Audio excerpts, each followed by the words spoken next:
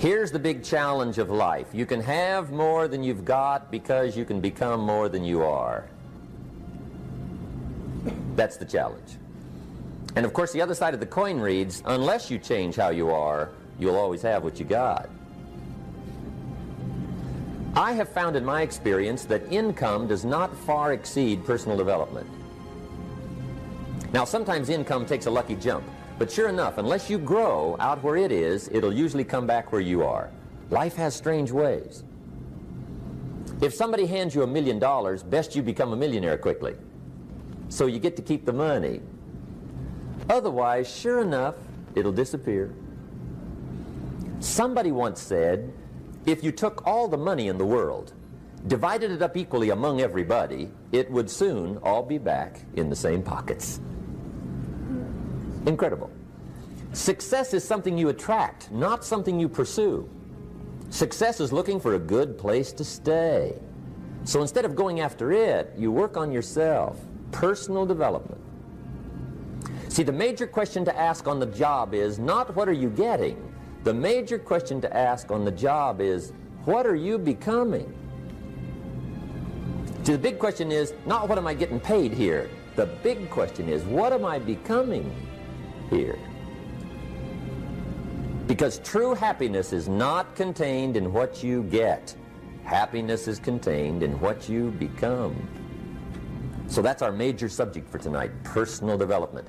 Of all the assignments Mr. Schoaf gave me at age 25, this was probably the most difficult. In fact, I'm still working on this one. I think it's an unending challenge to see what you can become. The next subject is called Basic Laws.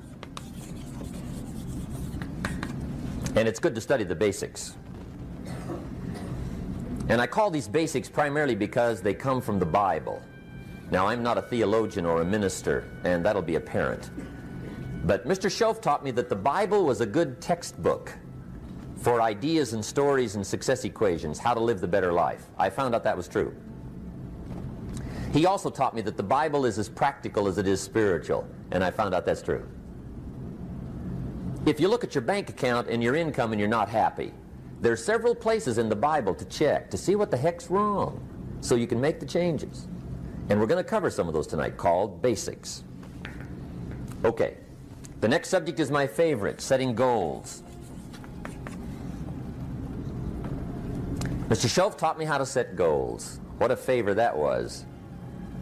One morning at breakfast, shortly after I met him, he said, Jim, let me see your current list of goals, and let's go over them and talk about them. He said, maybe that's the best way I can help you get a better direction started. And I said, I don't have a list. He said, well, is it out in the car or home somewhere? I said, no, sir. I don't have a list anywhere. He said, well, young man, that's where we got to start. He said, I can tell you right now, if you don't have a list of your goals with you, he said, I can guess your bank balance within a few $100s, which he did. And that got my attention. I said, you mean my bank balance would change if I had a list of goals? He said, drastically. That day I became a willing student how to set goals. And sure enough, learning how to set goals changed my life. And I often wondered why no one had ever taught me how to set goals up until age 25. I went to high school, but if they offered it, I missed it. I went to college for a year, never heard it. I worked for Sears. Really. And to my knowledge, Sears never taught it. Right? How to set goals. So here I am, age 25, married, my family's starting, I've been to college, I'm working, and I still don't know how to set goals. But fortunately, when I was 25, I met the man who taught me how, and it revolutionized my whole life. Economically, socially, personally, it's incredible. So I want to share with you tonight what Mr. Schoaf shared with me, how to set goals. It can be a life changer. Okay.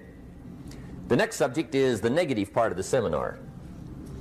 Life is part negative, so we got to talk about the negative. And this subject is called diseases of attitude.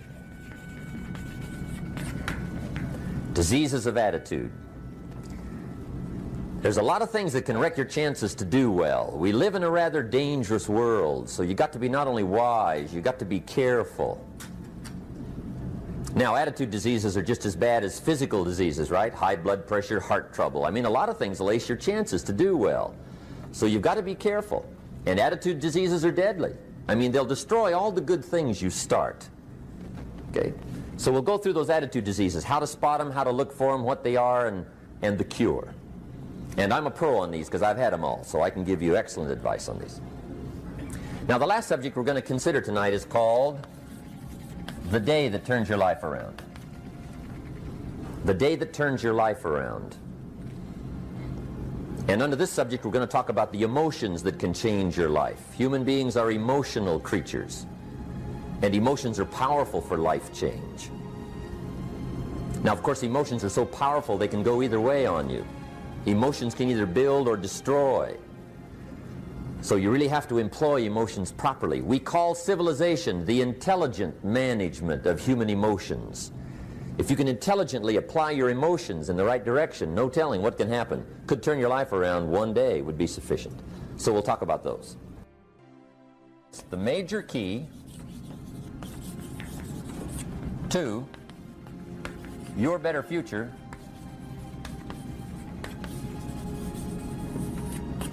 is you. That's the theme of our seminar tonight. The major key to your better future is you. And I'd like to have you underline two words just to give it some added punch. Underline the word major and the word you, so that it reads, the major key to your better future is you. Now, my first suggestion is transfer this to a card or something where you can put it up, where you can see it every day. Preferably put it up where you can see it at the beginning of the day, before you go off to put the day together.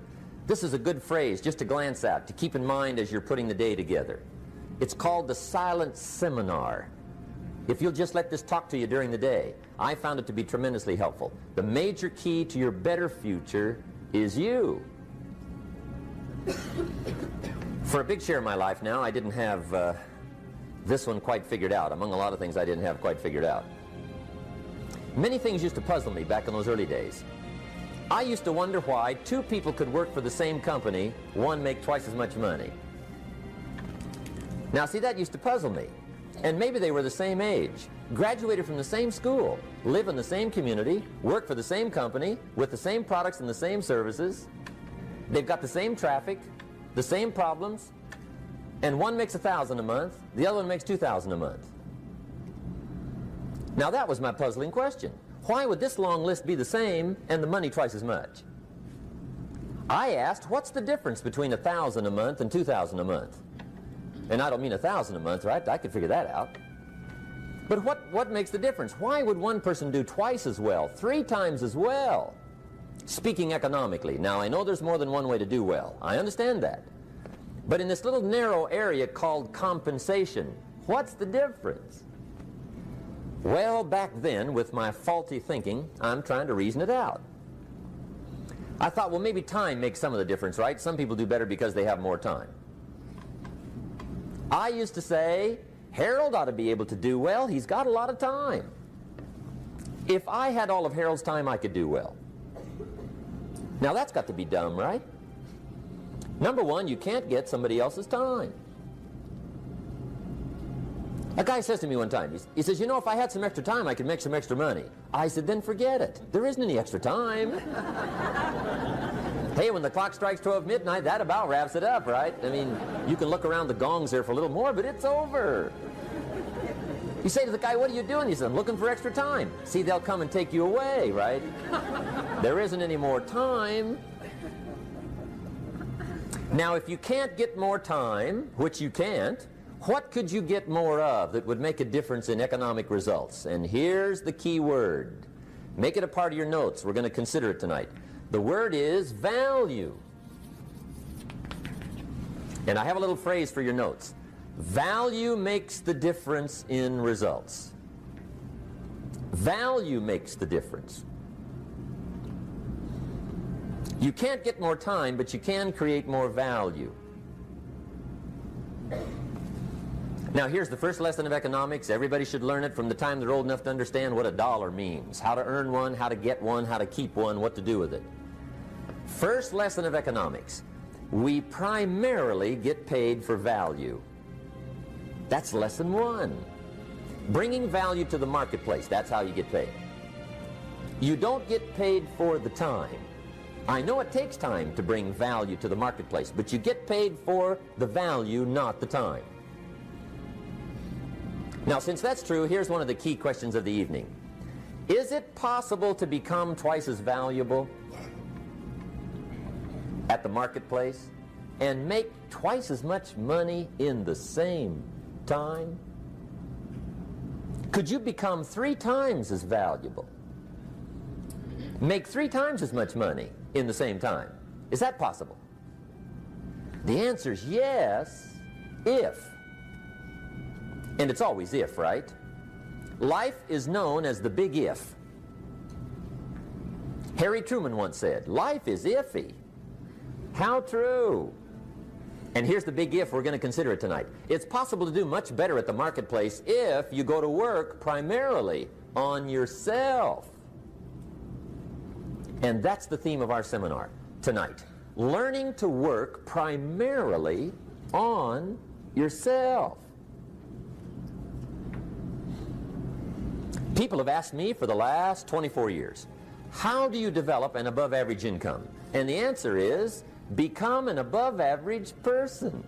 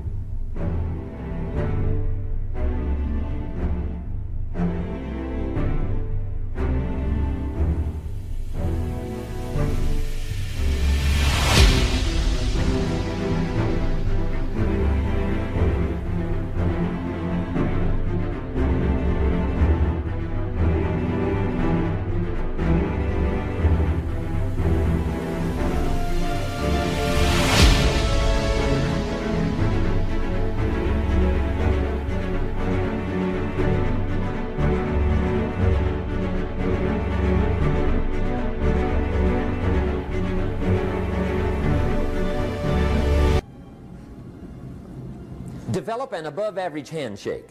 Some people want to be successful, they don't even work on their handshake. As easy as that would be to start on. They let it slide, they don't understand. Develop an above average smile. Develop an above average excitement. Develop an above average interest in other people. Develop an above average intensity to win. See, that'll change everything. Probably one of the most frustrating experiences in life is looking for an above average job with above average pay without becoming an above average person. It's called frustration.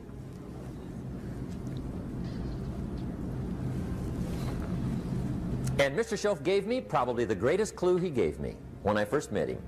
He said, Jim, if you want to be wealthy and happy the rest of your life, just learn this lesson well. He said, learn to work harder on yourself than you do on your job.